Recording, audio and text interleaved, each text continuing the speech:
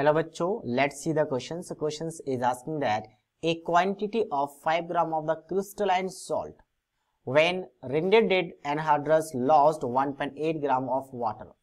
The formula mass of the anhydrous salt is 160. Formula mass is given. Then the number of moles of the water of crystallizations in the salt is. So basically let's suppose we have this any salt. मान लो यहाँ पे कोई salt है MXYZ, ठीक है, FXYZ कैसा कोई salt है और यहाँ पे n मोल ऑफ वाटर है. तो जैसे हम इसका रेंडर करेंगे मतलब हीट करेंगे तो हीट करने से क्या होगा, वाटर ऑफ क्रिस्टलाइजेशन यहाँ से रिलीज हो जाता है तो MXYZ अलग हो जाएगा और यहाँ से water of crystallization means n mole of water अलग हो जाएगा. और क्या बोला गया है कि 5 gram of the crystalline salt लिया गया है, इसका 5 ग्राम लिया गया है और मास इसका गिवन है कितना आपका 160. तो नंबर ऑफ मोल आ जाएगा बेसिकली हम अगर इसको डिवाइड करेंगे तो.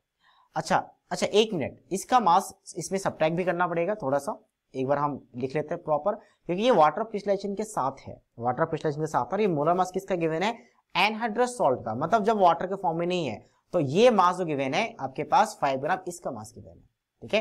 अच्छा 5 ग्राम इसका भी नहीं होगा, 5 ग्राम ये भी, इसका मोलर मास 160 है, मोलर मास. हाँ अब ठीक है, इसका मोलर मास 160 है और इसका मास गिवन है 5 ग्राम.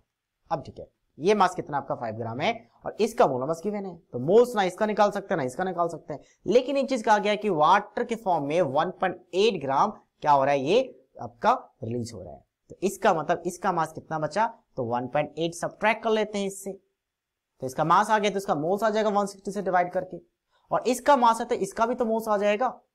तो अब यहां से देखते हैं यूनिटी मेथड से कि अगर मैं बात करूं किसका, अगर करो यहाँ पे मोल एनालिसिस का, तो इसका अगर 1 मोल रिएक्ट करेगा तो इसका n मोल रिएक्ट करेगा, तो इसके इतने मोल के लिए कितना मोल होगा.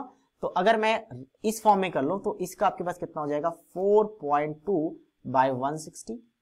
तो इसके एक के लिए इसका n है, तो एक के लिए n, तो इसके इतने के लिए कितना हो जाएगा, तो 4.2 बाय 160 टाइम्स ऑफ n हो जाएगा.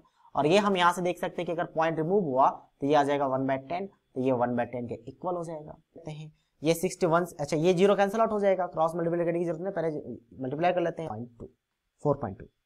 तो अगर मैं इसको डिवाइड करूंगा, ये 2 को डिवाइड करने पे आ जाता 5. तो नंबर ऑफ मोल्स कितना आ गया, 5 आ गया, मतलब 5 moles of water of crystallization उस कंपाउंड में था. That means option B is the right answer of this question.